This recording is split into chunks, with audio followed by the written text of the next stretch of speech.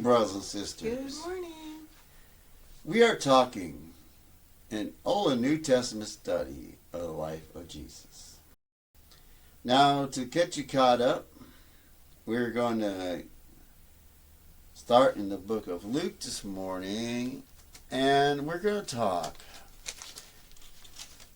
When we get to a certain point, we're going to stop and talk about the issue of leprosy. And leprosy back then was a serious problem. It was our closest and worst thing was COVID-19 in the United States. And we all know what the story of COVID. So we're going to take time and really talk about it. So, Lovey, start reading Luke chapter 11, chapter 5, and we're going to go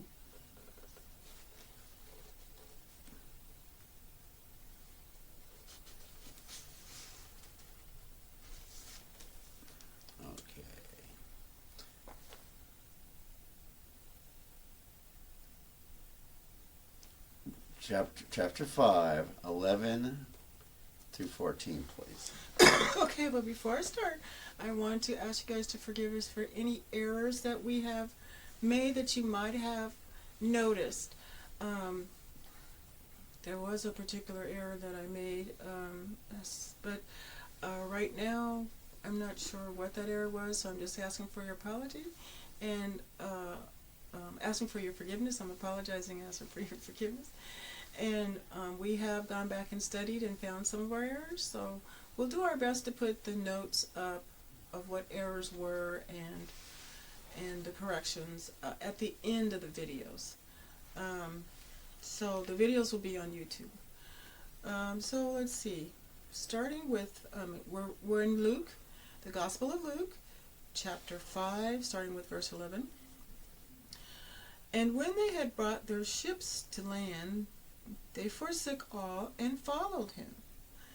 And it came to pass, when he was in a certain city, behold, a man full of leprosy, who seeing Jesus fell on his face and besought him, saying, Lord, if thou wilt, can make me clean. And he put forth his hand and touched him, and saying, I will, be clean, be thou clean. And immediately the leprosy departed from him. And he charged him to tell no man. What's wrong? We live. Yes. All right.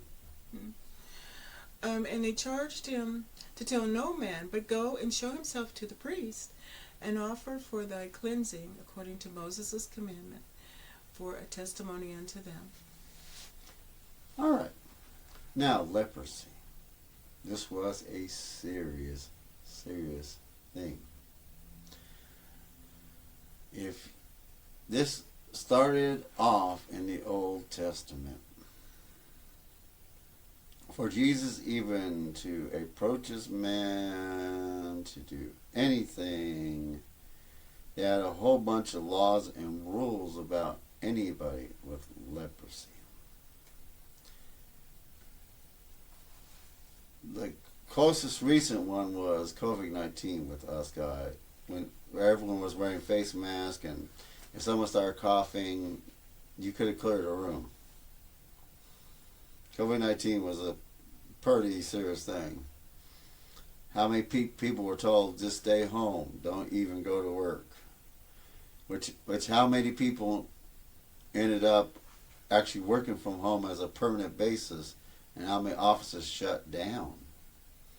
During COVID-19, there was hundreds of office buildings that shut down and never reopened because businesses found out it was cheaper to leave somebody working at home than it was for them to come to an office. But there are things, this thing was so bad, it didn't matter if you were Jew or Gentile. As we're going to get to in a little bit here, it didn't matter if they found you had leprosy They would cast you out just as as if you were a Jew. This leprosy was a serious, serious thing. So we're going to take some time and really look a little bit at it this morning.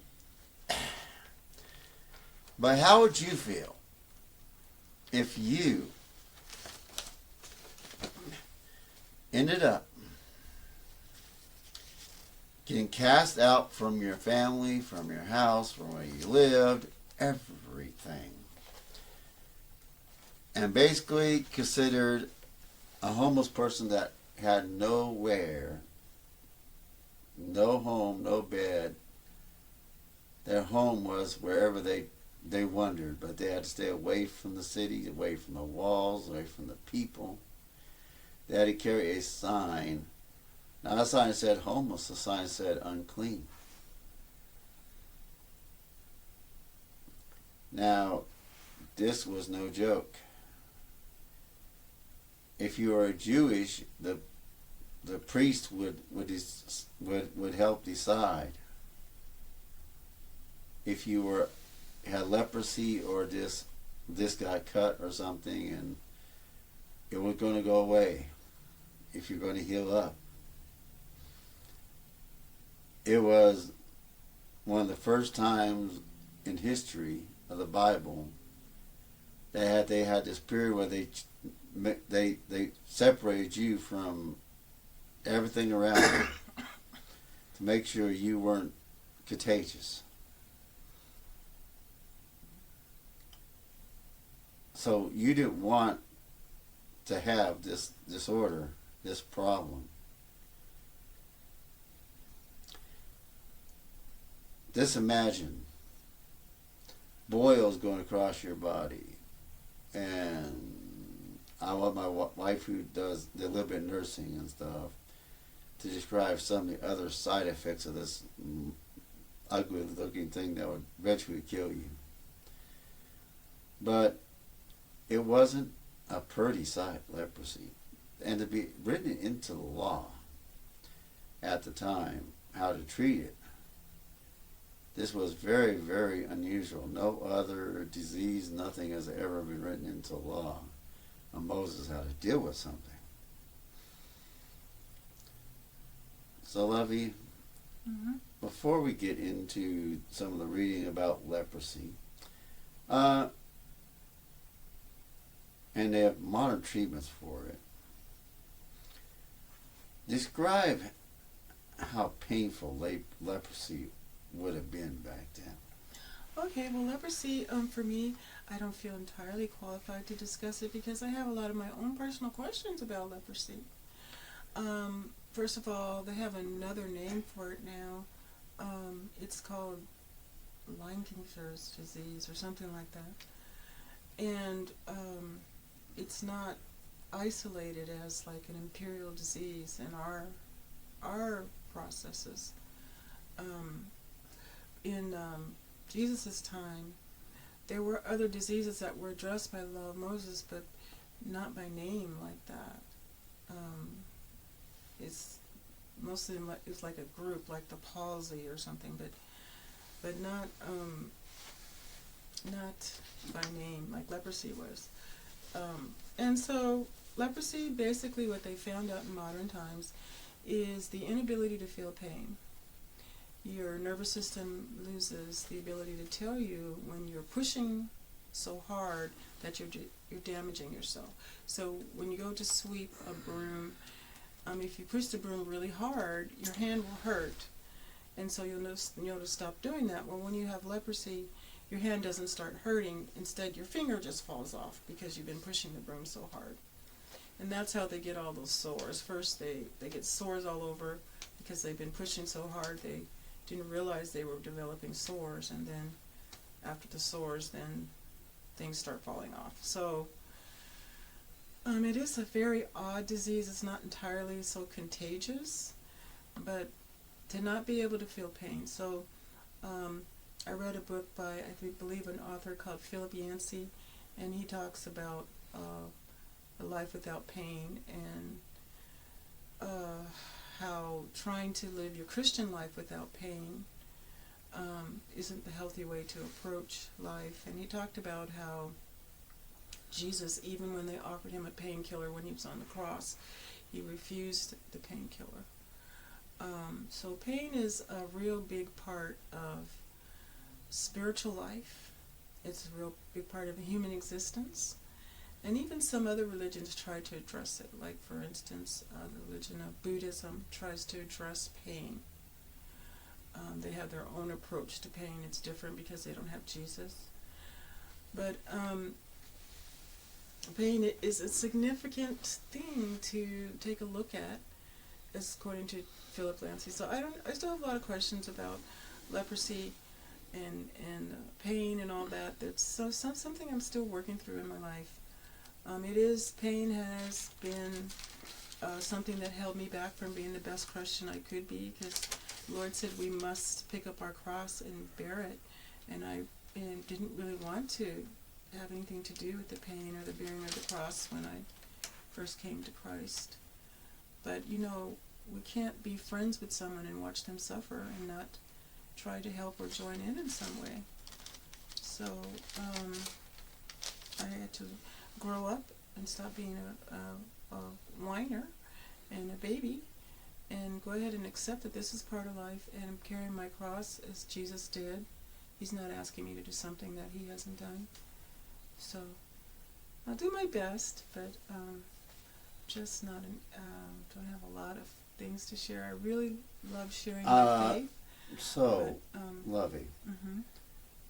what's describe a thing that happened to you when you were younger. Mm-hmm. You were working with a patient and you caught a disease. Oh, yeah. And you had to get special treatment. What was that disease? I got tuberculosis from a patient at work. The company that I was working for didn't give me the proper personal protection equipment. Instead of giving me something called a respirator, which protects you from catching tuberculosis when you're with someone who has it, they gave me a regular mask. And so the disease got me. And how much work did you miss with tuberculosis? I didn't actually miss any work at all, because tuberculosis has a couple of stages. There's a latent stage where it basically is asleep in you. It hasn't come full force. And that's the stage that I was in. I never came into the active stage. So I continued to work. But what happened was I kept getting pneumonia. And a doctor said, "You're so young, you're not supposed to be getting pneumonia like this. This is something that happens to seniors. Let's look and see what's wrong." They just realized that the latent stage of tuberculosis was causing my body to fight so hard against the tuberculosis that it wasn't able to fight against pneumonia like a young person's body would. It was using so many resources fighting the tuberculosis that its fight towards pneumonia was more like what an elderly person's fight would be, and that's why I kept getting it. So, would you take that and apply that? Let's say it was leprosy, not tuberculosis, and their bodies are fighting, and they had no medicine, no drugs at this time. No nothing for treatment of it. Right. Mm-hmm. How do you think they felt? Well, when you get a disease that there's no cure for, that nobody can help you with, it's just basically you hope that maybe your prayers can be answered, or maybe someone else's prayers can be answered, but you kind of feel like a deer in the headlights. It's just like you don't have a hope of being victorious over it. You just are invaded. There's not much you can do. All right, I'm going to give you two scriptures in the Old Testament here. Mm-hmm. Leviticus chapter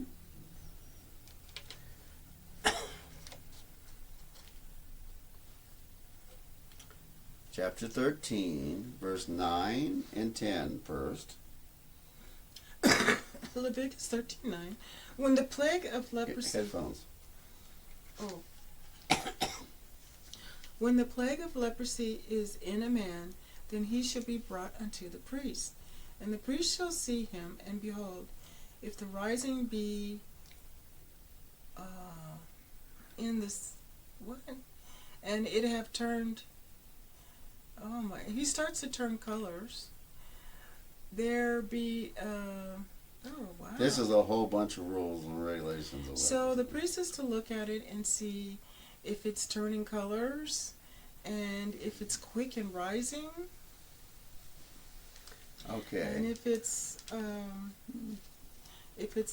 that a certain way, then the priest is to announce the man unclean, and for him to not come out, but to be quarantined. Now, that was the first stage, guys. The first thing you would see is a priest, and the priest will determine if you're clean or unclean, you got leprosy or not. And this was in the Jewish side of things. You had the Gentile side things where things like this would occur too, but they don't talk about that in history as much. Now, what would happen to you in 1343 through 47 if you found as having leprosy, Lovey? And the priest shall look upon the leprosy, and behold, if it's rising and the sore is reddish and has a head, and then the leprosy appeareth outside instead of just inside, he is a leprous man, and he is unclean. And the priest shall pronounce him utterly unclean, and his plague is in his head. Is that for him? Mm-hmm. Keep going all the way to 47. And the leper in whom the plague is, his clothes shall be torn, and his head bare, and he shall put a covering upon his upper lip, and he shall cry, unclean, unclean, when he's out in public. And all the days wherein the plague shall be in him, he shall be defiled. He is unclean, and he shall live all by himself. On the outside of the camp shall be his habitation. And the garment also that he has the plague of leprosy in it, it shall be a woolen garment or a linen garment. All right. Thank you very much. Okay. Now, in this particular period of time, leprosy was no joke. That if you caught leprosy in the Old Testament, and it walked all the way up, hundreds of years up to the New Testament, leprosy was no joke. Remember, there's no medication, no drugs, nothing to cure this. Nothing. Yes, before they found the cure, they used to make people live in colonies separate from the rest of it. So they were living in a quarantine colony. So it was like COVID, but it would be like you would be sent someplace else to live with all the other people who had COVID. And nobody else would want to talk to you or be there. But some Christians throughout the centuries have volunteered to minister to people in leper colonies. All right. Now, we're going to gender up in the 2 Kings, and we're going to talk about a man that heard that in the Jewish colonies, there was a cure for leprosy. You want me to read? Yeah. Okay, so in the book of Kings, we're in chapter 5, and that's 2 Kings. And it came to pass, when the king of Israel had read the letter, he tore his clothes and said, Am I God, that I can make somebody be alive? And this man doth send to me to recover, to cure someone with leprosy? Wherefore consider, I pray you, and see how he seeketh a quarrel against me. And it was so that Elisha, the man of God, had heard that the king of Israel had torn his clothes, and that he had said that he sent to the king, saying, Wherefore hast thou torn your clothes? Lest he come now to me, and shall know that there is a prophet in Israel.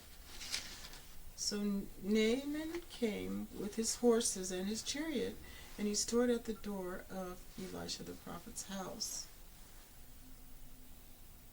And the prophet sent a message unto him, saying, Go and wash in the Jordan River 7 times, and thy flesh shall come again to thee, and thou shalt be clean. All right.